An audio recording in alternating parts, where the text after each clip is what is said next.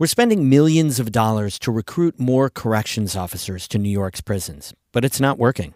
We're paying the National Guard hundreds of millions to work the prisons in the meanwhile. And there's more violence inside. It's hard to know where New York State goes from here to fix its prisons problem. That's today's story of the day.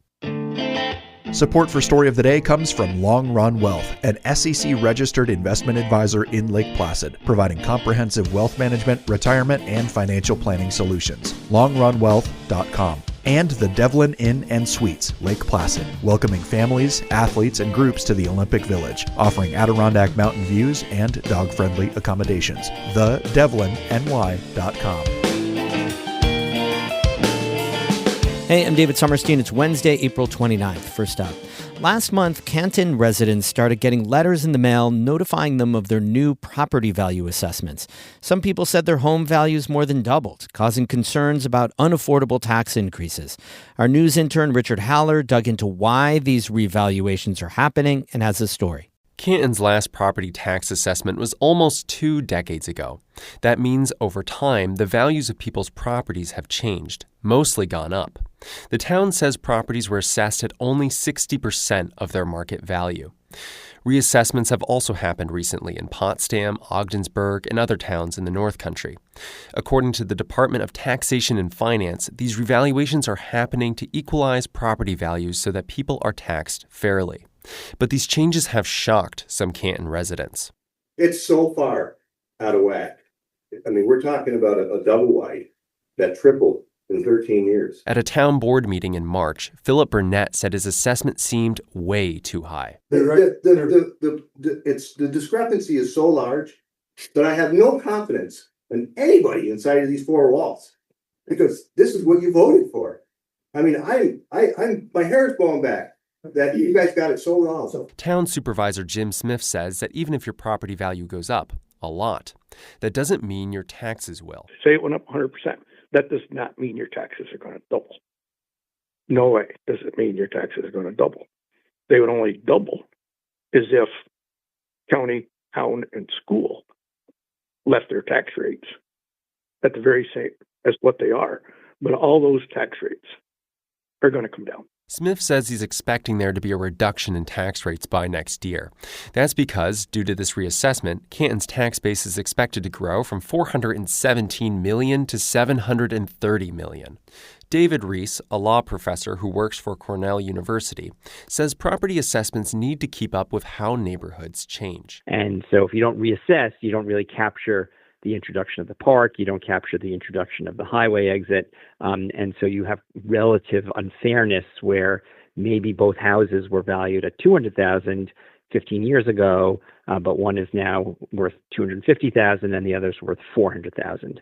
And the reassessment is supposed to capture how that has diverged over time. Reese says that there are many variables, but that one of the most important things to know is that just because a property's assessed value has gone up, that does not mean your taxes will. You need to understand the tax rate, you need to understand the budget, and then you have a better sense of how this is playing out across the board, and also how it's playing out for each individual property owner.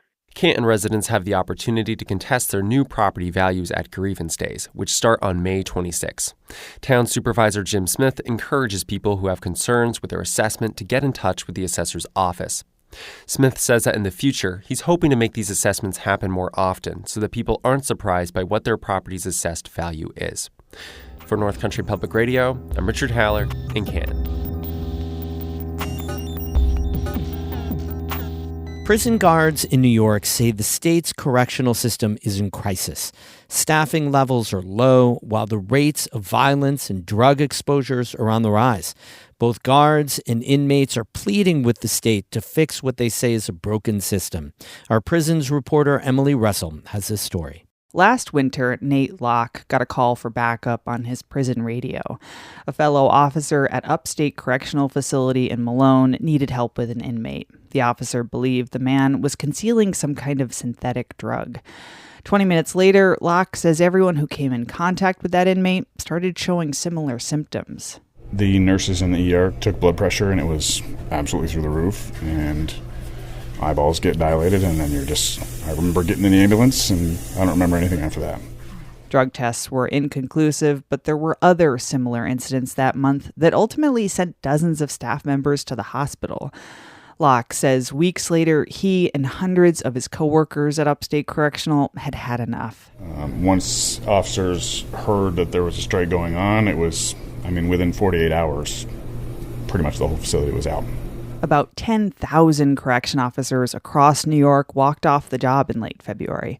The statewide illegal strike ended about 3 weeks later when the union that represents officers struck a deal with the Department of Corrections. But more than 2,000 officers, including Locke, were fired after not returning to work. Months later, Locke and about a dozen other current and former correction officers created the Forgotten Line Foundation. The goal is to connect current officers with resources to help with a wide range of issues, from grievance forms to mental health needs. Essentially, we want to be an independent resource for officers because officers have a hard time trusting that their information will stay confidential or that it won't result in some sort of disciplinary action. The strike exacerbated an already strained workforce. Last year, prison staff across New York worked 8.7 million overtime hours. That's up nearly 15% from the year before. Jennifer Scaife leads the Correctional Association of New York, a nonprofit oversight agency that visits each state prison and regularly speaks with officers and incarcerated people. I see staff who feel that they're not being heard, that they can't see a light at the end of the tunnel, and that they're constantly being asked to do more and more with less and less. There's also been more violence behind bars. In April, 3 inmates at 3 prisons in the North Country were killed, allegedly by other inmates. Meanwhile, multiple officers at 2 prisons were charged last year in the beating deaths of 2 inmates. It really does seem to me that the state is continuing to teeter on this edge of crisis. So how do you right-size a system where the staff is overworked, where drugs are filtering in, and where incarcerated people see even some of their basic needs aren't being met? One way is by hiring help. New York is spending about $45 million a month on National Guard troops to help staff prisons across the state. Meanwhile, the Department of Corrections is focused on recruitment. They're trying to fill a 26% staff vacancy gap. Western Region Recruiter. Are you interested in becoming a New York State Correction Officer? Come and see us at the Buffalo Auto Show, where you can learn all about. The state has lowered the hiring age to 18 and is offering a $3,000 signing bonus to new officers. Recent recruiting efforts have led to a 43% uptick in the number of graduates from its officer training academy. Advocates and inmates say another way to relieve pressure on the prison system is by offering early release. J.B. Nicholas served more than 12 years behind bars.